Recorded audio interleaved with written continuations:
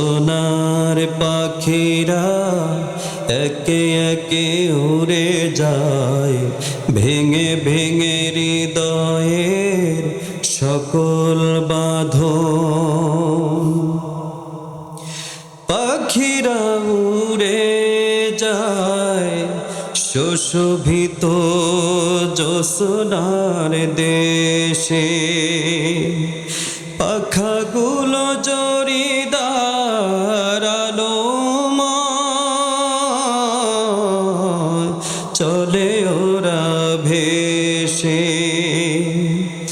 ওদের প্রাণের সুর হৃদয়ে বাজে, কি সুবাস মধুময় সকল কাজে।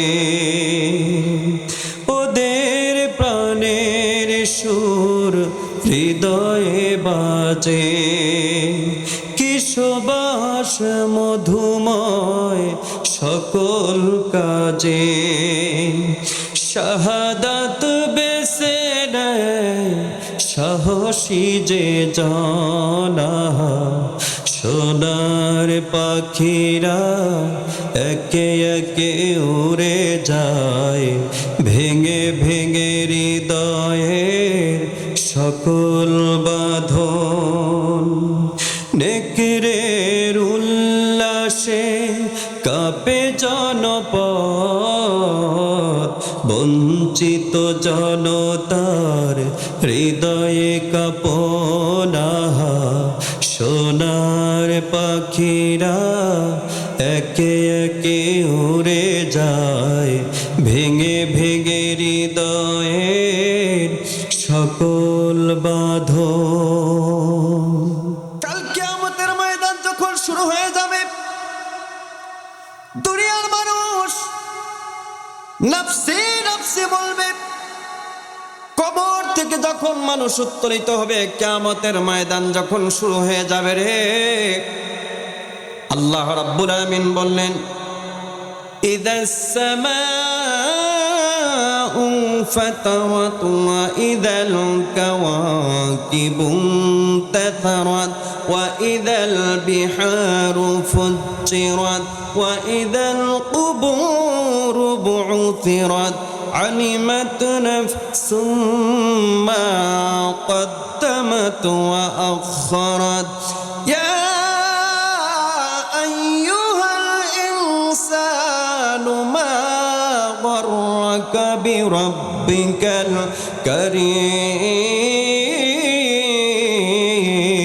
الكريم। আল্লাহ পাক বললেন, দুনিয়ার মানুষ তোমরা শোনো, আসমান চূর্ণ বিচূর্ণ হয়ে যাবে, পাহাড়গুলো তুলা রাশির মতো উড়তে থাকবে, সব কিছু ধূলিসাৎ হয়ে যাবে। কবরের মুখ খুলে দেওয়া হবে, মানুষগুলো উঠে দৌড়াতে থাকবে। কিয়ামতের ময়দানে মানুষ পাগল পাড়ার মতো দৌড়াতে থাকবে। কবর থেকে উঠে কিয়ামতের ময়দানে যখন দৌড়াতে থাকবে, মানুষগুলো ঘামতে থাকবে, ঘামতে শুরু করবে। আল্লাহ রাসূল বললেন, জমিনটা তামার জমিন হয়ে যাবে, তামার জমিন হয়ে যাবে। মাথার এক হাত থেকে সোয়া হাত উপরে আকাশের সূর্য যেটা আমরা দেখতে পাই, এটা নিচে নেমে আসবে। আকাশের সূর্যটা এক হাত থেকে সোয়া হাত, বুখারীর বর্ণনায় আসছে, আল্লাহ রাসূল বললেন, এক হাত থেকে সোয়া হাত উপরে এই আকাশের সূর্যটা চলে আসবে। আকাশের সূর্যটা যখন তাপ দিবে আর মানুষগুলো ঘামতে থাকবে, মাথার ঘিলুগুলো টকবক টকবক করতে থাকবে। আল্লাহ রাসূল বললেন, মানুষের গায়ে কোনো পোশাক থাকবে না। আম্মা জান আয়েশা সিদ্দিকা রাদিয়াল্লাহু তাআলা আনহা থেকে হাদিসটা বর্ণিত আছে, নবীজি বলেছেন, আয়েশা রে, কাল কিয়ামতের ময়দানে যখন মানুষ উপস্থিত হবে, গায়ে কোনো পোশাক থাকবে না। আম্মা জান আয়েশা সিদ্দিকা রাদিয়াল্লাহু তাআলা আনহা বললেন, ইয়া রাসূলুল্লাহ, কি লজ্জার বিষয়, গায়ে কোনো পোশাক থাকবে না। আল্লাহর রাসূল বললেন, আয়েশা রে, দুঃখ করো না, কারণ কাল কিয়ামতের ময়দান এমন ভয়ঙ্কর হবে, কিয়ামতের ময়দান এমন ভয়ঙ্কর অবস্থান হয়ে যাবে, একজন আর একজনের দিকে তাকাবে এমন দুঃসাহস কারো হবে না।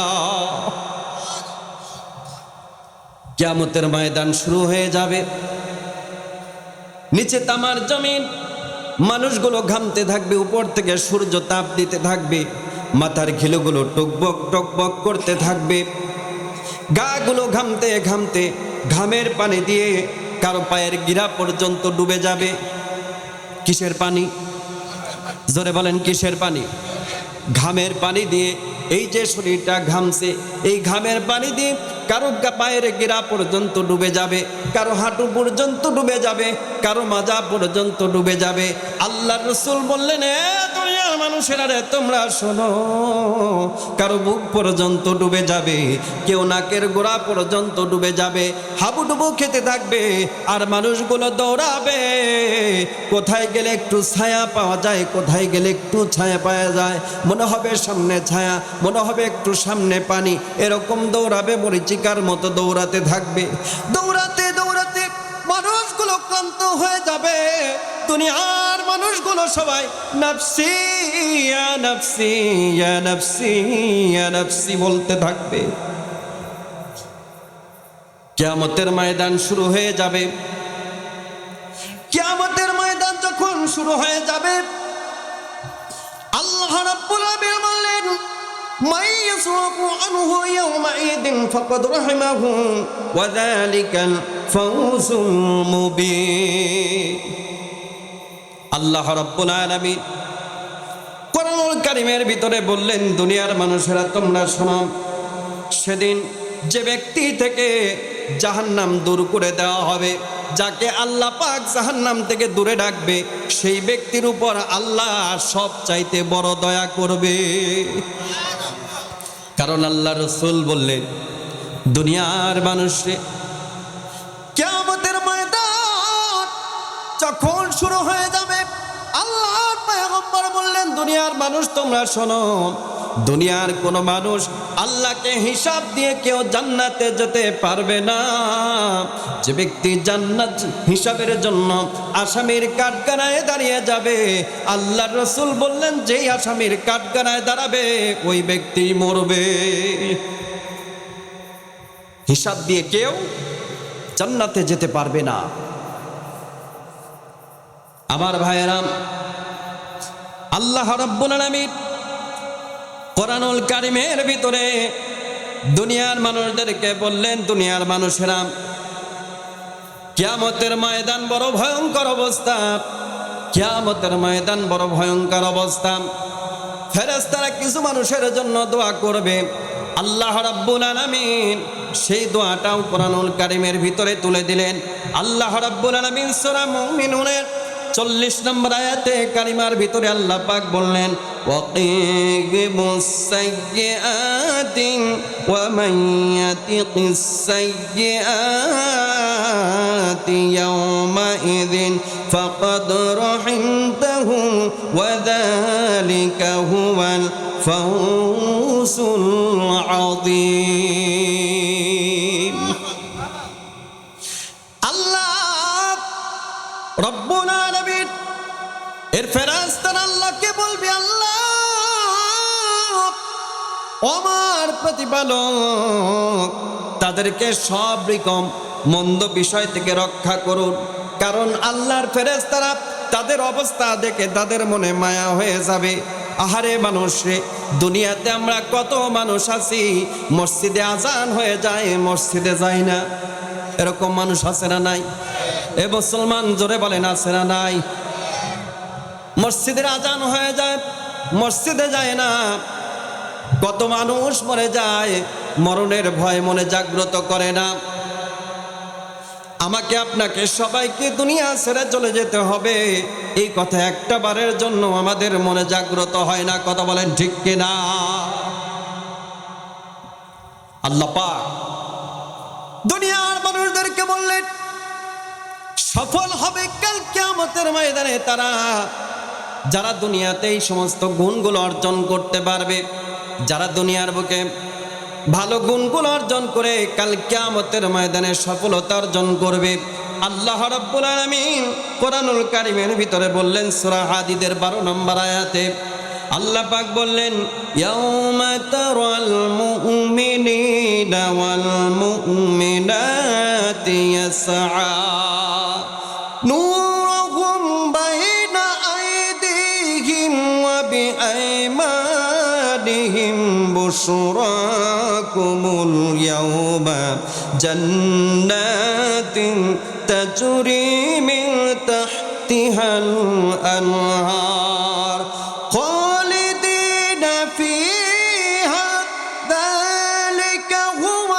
الفوز العظيم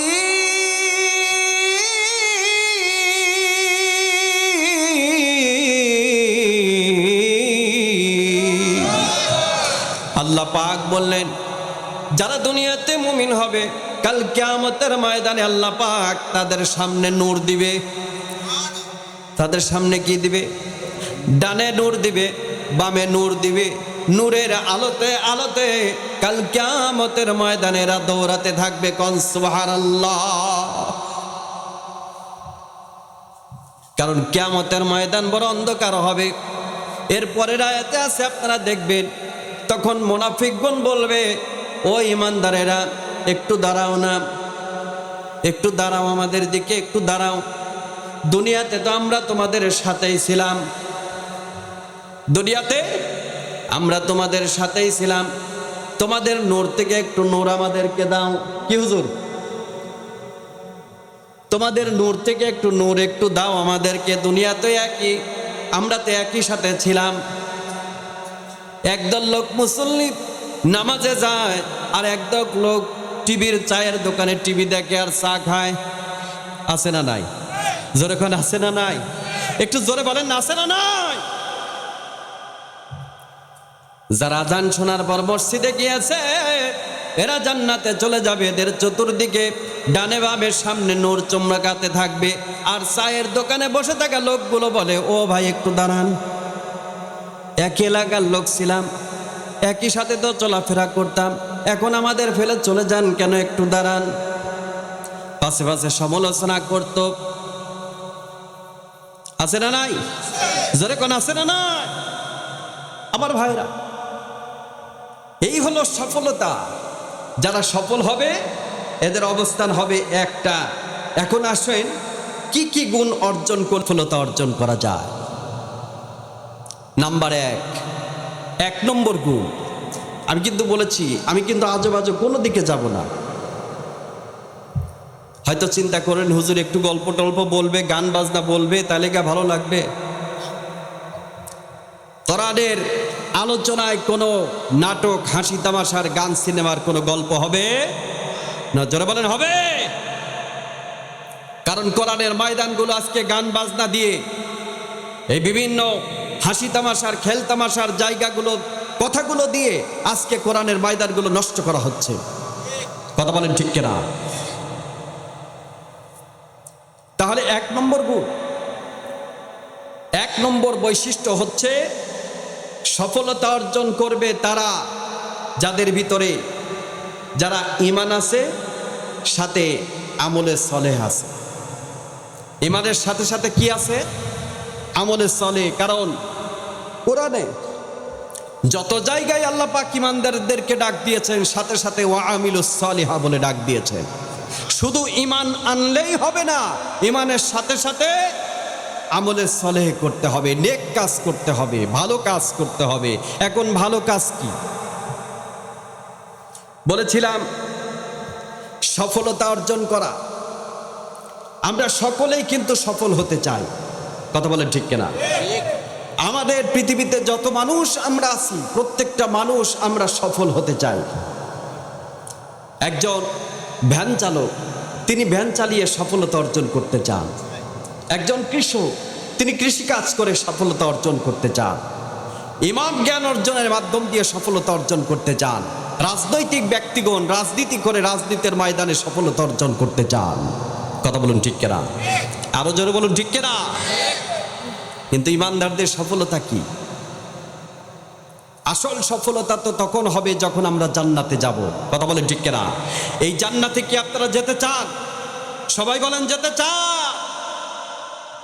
যদি জান্নাতে যেতে পারেন তাহলে তো আলহামদুলিল্লাহ, আর যদি না পারেন তাহলে আপনার অবস্থান হবে কি, তখন আপনি কি বলবেন সেটাও আমি আপনাদেরকে বলে দিব কোরআন থেকে। কি দিয়ে?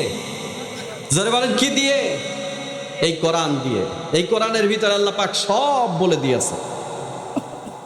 একটা একটা করে যদি আপনাদের মাঝে কিছু সময় আলোচনা করি, আপনারা আমাকে ফেলে চলে যাবেন না তো? কেউ যাবেন না তো? কারা কারা যাবেন একটু হাত তুলে দেখান তো। এই দেখেন, বুঝতে পারেন নাই। সুবহানাল্লাহ আলহামদুলিল্লাহ লা ইলাহা ইল্লাল্লাহ।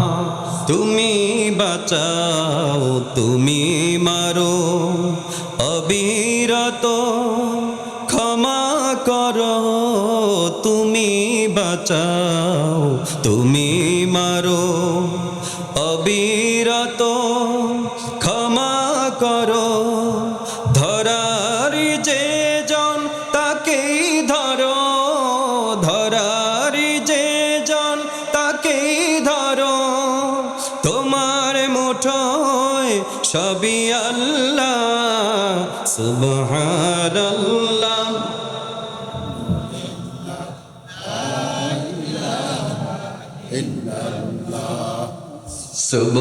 সুবহানাল্লাহ লা ইলাহা ইল্লাল্লাহ।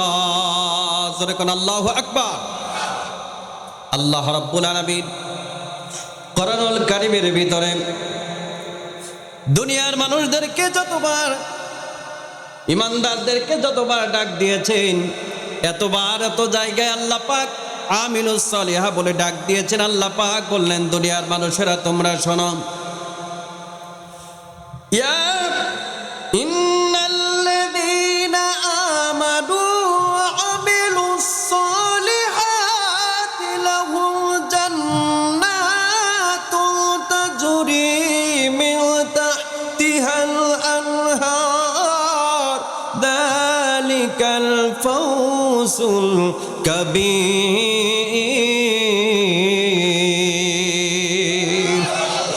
সফলতা অর্জন করবে তারা যারা ঈমান আনার পর সৎ আমল করবে। যারা ঈমান আনার পর ভালো আমল করবে, যারা ভালো আমলের ভিতরে 1 নম্বর হলো নামাজ। 1 নম্বর কি? জোরে বলেন 1 নম্বর কি? এ চিল্লায় বলেন 1 নম্বর কি? আরো জোরে বলেন 1 নম্বর কি? রাসূলের হাদিস শোনেন, ইন্না আউয়ালু ইউহাসাবু বিহিল আবদু ইয়াউমাল কিয়ামাতিস সালাম। কাল কিয়ামতের ময়দানে আল্লাহ পাক বান্দার যত হিসাব নিবে রে, সর্বপ্রথম হিসাব আল্লাহ পাক নিবে মানুষের নামাজের হিসাব। কিসের হিসাব? এ মুসলমান জোরে বলেন কিসের হিসাব? কত মানুষ আছে মসজিদে আজান হয়, মসজিদে যায় না। আজান হয় কিনা? আজান হয়। মুয়াজ্জিন কত সুন্দর আজান দিয়ে দেয়, আল্লাহু আকবার আল্লাহু আকবার আল্লাহু আকবার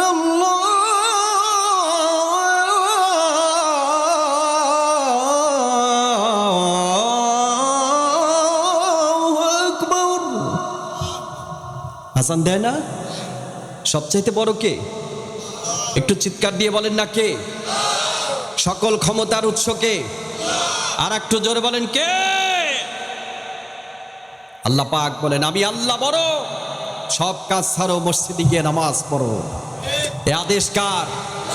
আরো জোরে বলেন কার? তাহলে মসজিদে আজান শোনার পর যারা মসজিদে যেতে পারে নাই, তারা সফলতা অর্জন করতে পারে নাই। আপনি সফলতা অর্জনের 1 নম্বর বিচারে আপনি ভয়ে কাল্লা পাস। কি ভয়ে কাল্লা পাস হয় না? আমার ভাইরা, আপনি যদি জমিনে ধান লাগান, ধান যখন লাগানো হবে, আপনি যখন ধানটা যদি লাগান, সময় মতো যদি সেচ দেন, সময় মতো যদি সার বিষ দেন, তাহলে মানুষ যখন সবাই ধান কাটবে আপনিও ধান কাটার আশা করতে পারেন যে না আমি কিছু ধান পাবো। কথা বলেন ঠিক কিনা? আপনি যদি ধানই না লাগান, মানুষ সবাই যখন ধান কাটবে, আপনি যদি মনে করেন আমার জমিতেও ধান আছে আমিও কাটতে যাই, আপনি কি ধান পাবেন? ধান না লাগিয়ে ধান পাওয়াটা যেমনি আশা করাটা যেমনভাবে বোকামি, ঈমান আনার পর নেক আমল না করা, নামাজ না পড়ে জান্নাত চাওয়া ঠিক তেমনি বোকামি। আমার কথা কি বুঝতে পেরেছেন? নামাজ নাই যার ঈমান নাই তার, নামাজ নাই যার ঈমান নাই তার। জোরে বলেন নামাজ নাই যার, জোরে বলেন নামাজ নাই যার।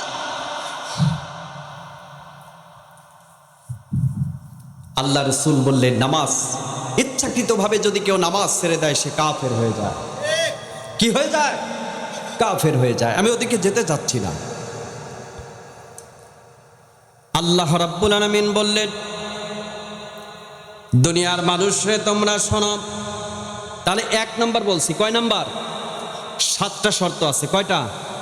7টা শর্ত আছে। আর যদি জান্নাতে যেতে না পারে তাহলে ওখানে আছে 7টা। এই মোট কয়টা? 14টা। এই 14টা পয়েন্ট কি আপনারা সবাই শুনে যাবেন তো? কারা কারা শুনবেন একটু আল্লাহকে হাত তুলে দেখান তো। হাত তাবান। আমি জানি এখানে যারা বসে আছে গ্রাম হিন্দা হতে পারে, কিন্তু হিন্দার উত্তরসূরি এখানে নাই। জোরে বলেন ঠিক কিনা? আরো জোরে বলেন ঠিক কিনা? আপনাদের এখানে এমপি পদপ্রার্থী না জনাব আমজাদ হোসেন, না? সাবেক এমপি আমজাদ হোসেন, তিনি কিছু কথা বলেছেন, খুব গুরুত্বপূর্ণ কথা বলেছেন। এই সমস্ত মানুষগুলো যদি ভালো হয়ে যায়, এই বাংলাদেশের ভালো মানুষগুলো যদি, এই মানুষগুলোর অন্তরে যদি সংসদের আসন কয়টা? জোরে বলেন কয়শো? 300 আসন। এই যে সমস্ত মানুষ বসেছিল এখানে, আপনাদের এমপি, সাবেক এমপি, এই 300 এমপিকে যদি আমরা সিলেক্ট করতে পারি, বাংলাদেশ হবে কোরআনের বাংলাদেশ। কথা বলেন ঠিক কিনা? তারা মনে হয় বোঝাতে মনে হয় আমি আপনাদের পারি নাই। আপনারা কি বুঝতে পেরেছেন? এই 300 মানুষকে নির্বাচন করতে হবে। কথা বলেন ঠিক কিনা? কিসের মাধ্যমে? আপনার সমর্থনের মাধ্যমে। আপনার সমর্থনে যদি, আপনার সমর্থনের মানুষ যদি বেনামাজি হয়, আপনার সমর্থের মানুষ যদি বেনামাজি হয়, যদি নেশাখোর হয়, যদি মদখোর হয়, যদি জুয়াখোর হয়, যদি বেনামাজি হয়, যদি লুচ্চা হয়, বদমাইশ হয়, ওই ব্যক্তি ক্ষমতায় আসার পর যত অপরাধ করবে সমস্ত অপরাধের দায়ভার আপনাকে বহন করতে হবে। আর ওই মানুষগুলো যদি কোরআনওয়ালা হয়, কোরআনের আইন দিয়ে যদি সংসদ পরিচালনা করে, দেশের মানুষগণ যদি কোরআন মানে, তাহলে ওখান থেকে যত সওয়াব হবে আপনি যদি সমর্থন করেন সব সওয়াব আগে আল্লাহ পাক আপনার আমলনামায় দিয়ে দিবে। তাহলে আগামীর নির্বাচনে আপনারা কি কোরআনের মানুষকে সংসদে দেখতে চান? জোরে বলেন চান? কারা কারা চান একটু আল্লাহকে হাত তুলে দেখিয়ে দেন। আমার ভাইরা, আমরা স্বাধীনতার পর থেকে, বয়স তো কম হলো না, প্রায় 50 ধর বয়স হয়ে গেল। 96 নির্বাচন দেখেছি, সেখান থেকে শুরু করে বুদ্ধি হওয়ার পর থেকে 96 নির্বাচন দেখেছি, একদম স্পষ্ট দেখেছি। সেখান থেকে শুরু করে স্বাধীন হওয়ার পর থেকে আমরা যত সরকার গেছে সমস্ত সরকারের কথা শুনেছি। 96 নির্বাচন দেখলাম, 2001-এর নির্বাচন দেখলাম, 2007-এর নির্বাচন দেখেছি। আর বিগত সরকারের আমল, স্বৈরাচারের আমল আমরাও দেখেছি। কথা বলেন ঠিক কিনা? আরো জোরে বলেন ঠিক কিনা? আমরা স্বাধীনতার প্রায় 60 বছর পর হয়ে গেল, কত সরকার এলে গেল, সমস্ত মানুষকে আমরা দেখলাম, আমরা একবার দেখতে চাই কোরআন দিয়ে সংসদ পরিচালিত হলে আমার দেশের জনগণ কিভাবে থাকে, আমরা একবার দেখতে চাই। কথা বলেন ঠিক কিনা? আর জোরে বলেন ঠিক কিনা? আপনারা কি সংসদে কোরআন দেখতে চান না? যদি দেখতে চান তাহলে কোরআনের প্রার্থী ছাড়া যদি কোনো মানুষ ভোট দেন, আপনার ঈমান নাই। কি নাই? জোরে বলেন কি নাই? কারণ মুসলমান একমাত্র ইসলামকে সমর্থন করবে, বাকি সব তাগুত। মানুষের তৈরি করা মতবাদ দিয়া কখনো দেশে শান্তি আসতে পারে না। জোরে বলেন ঠিক কিনা? আমার ভাইরা,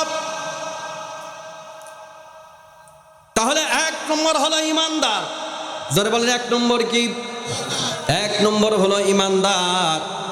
আপনি যদি ঈমান আনেন, তার সাথে যদি নেক আমল করেন, আল্লাহ রাব্বুল আলামিন বলেন, ও দুনিয়ার মানুষেরা তোমরা শোনো, ওয়াবাশশিরিল্লাযীনা আমানু ওয়া আমিলুস সালিহাতি লাহুম জান্নাতিন তাজরি মিন তাহতিহাল আনহার। আল্লাহ পাক বললেন, দুনিয়ার মানুষেরা তোমরা শোনো, হে রাসূল আপনি তাদেরকে সুসংবাদ দেন, ওয়াবাশশিরিল্লাযীনা আমানু ওয়া আমিলুস সালিহাতি, আপনি তাদেরকে সুসংবাদ দেন যারা ঈমান এনেছে তার সাথে নেক আমল করেছে। কি আমল করেছে? নেক আমল করেছে। আপনি তাদেরকে সুসংবাদ দেন, তাদের জন্য কি আছে? এমন একটা জান্নাত যার নিচ দিয়ে তলদেশ সমূহ প্রবাহিত। জোরে কোন ঠিক কিনা? আপনারা কি এমন একটা জান্নাত পেতে চান না? এমন একটা জান্নাত পেতে চান না?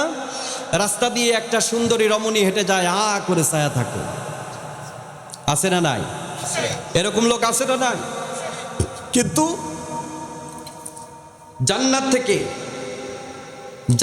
থেকে জান্নাতে যারা যাবে এদেরকে এমন একটা হুর দেওয়া হবে, 40 পল্ল কাপড় পরবে। আর এক আয়াতে আর একটা তাফসীরে আসছে 70 পল্ল কাপড় পরবে। কয় পল্ল? 70 পল্ল কাপড় পরবে। আমাদের মেয়েরা কয় পল্ল পরে? 1 পল্ল, 1 পিস। কয় পিস? 1 পিস পরে। আর জান্নাতের রমণীরা পরবে কয় পিস? 70 পিস কাপড় পরবে। 70 পিস কাপড় ভেদ করে তাদের রূপের তাজাল্লি মানুষের ইমানদারের চোখের নজরে গিয়ে লাগবে। কোন সুবহানাল্লাহ। আছেন কোথায়? এমন রমণী কি আপনারা চান না? কারা কারা চান? একটু হাল্লাকে হাত তুলে দেখান তো। মুরব্বীরা হাত তোলে না ভাই, আমরা ও দিয়ে কি করব? আল্লাহর নবী বললেন, দুনিয়ার মানুষেরা, মুরব্বীরা জান্নাতে যাবে না। তাহলে মুরব্বীরা কান্দে। আল্লাহ রাসূল কয়, মুরব্বী কান্দো না। আল্লাহ পাক যখন জান্নাতে দিবে, সবে মাত্র মোজগুলো উঠবে এমন যুবক বানাই আল্লাহ পাক জান্নাতে দিবে। কি মুরব্বী? আফসোস করার কোনো কারণ নাই আমার ভাইরা। সুতরাং আমাকে আপনাকে আমলে সলেহ করতে হবে, নেক আমল করতে হবে। কি আমল করতে হবে? নেক আমল করতে হবে। তাহলে নেক আমলের ভিতরে কি আছে? শুধু কি নামাজ?